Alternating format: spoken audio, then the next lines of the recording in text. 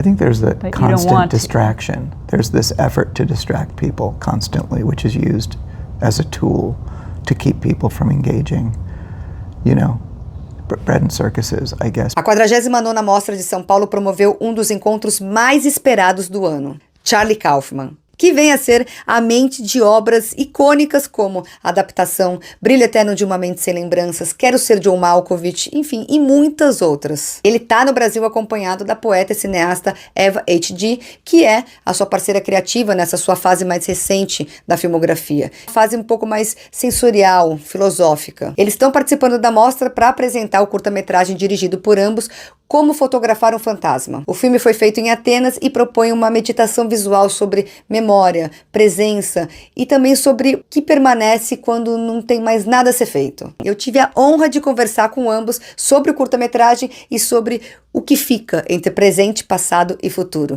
Em uma entrevista que também é um daqueles momentos únicos da vida, então chega junto. The narrative of How to Shoot a Ghost is guided by a quote for Toni Morrison. Yeah. That at some point in life the world's beauty becomes enough. You don't need to photograph, paint or even remember. It's enough. This idea seems to me to shape the entire film, you know, creating a paradox between the desire to record and the need to simply exist. Mm-hmm. You're right, that's the tension is between what we want. We spend our lives, you know, to varying degrees trying to hoard memory and hoard our experiences. You notice it with little children. Usually even by the age of, 10, children reminisce a lot about when they used to be younger, how they used to do things. And then they hear stories from their parents about things they used to do, and they construct memories. Mm-hmm. And we construct memories out of photographs as well. And we because construct memories out of photographs. You often, when you're a little child, or when you're older and you're shown a photograph of yourself as a child in a certain environment, you imagine that you remember it when you're really constructing it. I think it's something we're all struggling with, and it's more explicit in our film because this woman is a photographer. Mixed footage, from the 67 with the present, and really feels connected to what we are seeing in the world today. Constant wars and epidemics and crises, as if history keeps to repeat itself. Yeah. I think that there's this constant manipulation of historical record in the service of exploiting people. So it's not only that we're sort of living in the echo of this stuff, but it's being constantly churned to an end by people who want to control other people, control populations. And there's that great book about Stalinist Russia called The Commissar Vanishes, and it's about photo doctoring during Stalin's reign, and you see things like a photo, and it's him standing with maybe 4 men, and as they fall out of favor, and presumably are disappeared and executed. Yes. They also disappear from the photo, right? It's early, like airbrushing, and eventually it's just the one guy alone, because he's vanishing people. In ancient Rome they used to instead of doing what we do now, like tearing down statues, they would just cut off the head and replace it with the head of the guy that was now in favor. They would so they didn't have to build a whole new body. They would just. So it's like early Photoshop. Yeah, exactly. Yeah. That's the thing. It's like this. Yeah. Yeah. It's just sort How of do like. you understand the act of remembering and the act of forgetting, and what they both mean to the art in these days?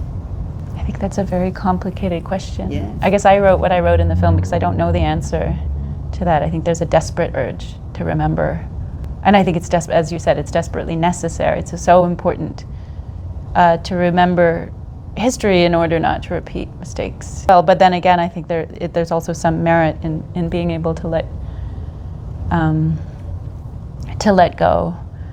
And I suppose you see in the news too, do you remember, what was it, like 10 years ago when Gaddafi was out of favor and the Western press changed how they wrote his name? He was Gaddafi, and then it was Gaddafi, and it seemed very intentional, like they wanted us to believe that this was a new man who was not our friend, And it worked. People were like, oh, this Gaddafi guy's bad. You were like, you remember when he used to be Gaddafi, and You seem to quite like him. Remember that? Like, it wasn't that long ago. So I think It's got good in it. You can't. yeah, You can't have it's good in it. interesting to me that regardless of how much technology we have, how much record there is, this is all on record.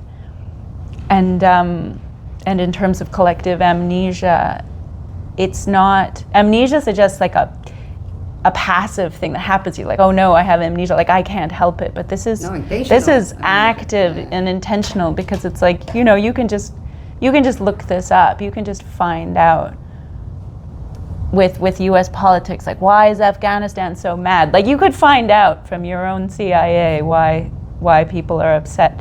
I think there's a But you don't constant want to. distraction. There's this effort to distract people constantly, which is used as a tool to keep people from engaging, you know, bread and circuses, I guess, but to Yeah. the sort of, to this level of absolute confusion on the part, are we on the part of the populace? Yeah. Maybe because it's painful to remember. There's that great quote by James Baldwin where he says, he's talking about people in the United States, you know, some decades ago, but it still applies now. And he says, you know, maybe people are so angry because if they let go of their anger, they would be forced to deal with pain. Mm-hmm. And that's very difficult. And I think remembering the truth, there's some satisfaction there, but it's very painful. It sure is. And I think people see it as accusatory, which they bristle at. I don't think all people do, but I do think it's like, it's been like, you know, well, I didn't, don't blame me. Do you guys think that we as society are still available to receive changes from the movie, you know, movie as a weapon of change and transformation? It can for me, but I don't know, as a society, I can't answer that. I think that there's a, it's funny when you walk by a house where somebody is watching TV, it's nighttime and you can see that there's a TV on, but you can't see the TV, you can just see the light, and there's this incredible, like, it's constant. The editing is like boom, boom, boom, boom, boom, boom, boom. Yeah. You don't even think about that when you're watching TV, but that, as long as that's what people are attending to, then I don't think that film or anything can do anything. I think people have to sort of slow down, and the thing that they're interacting with has to allow them to slow down, and that allows you to open to something. I think it's possible, but I think everything in this culture is conspiring to keep you from doing that.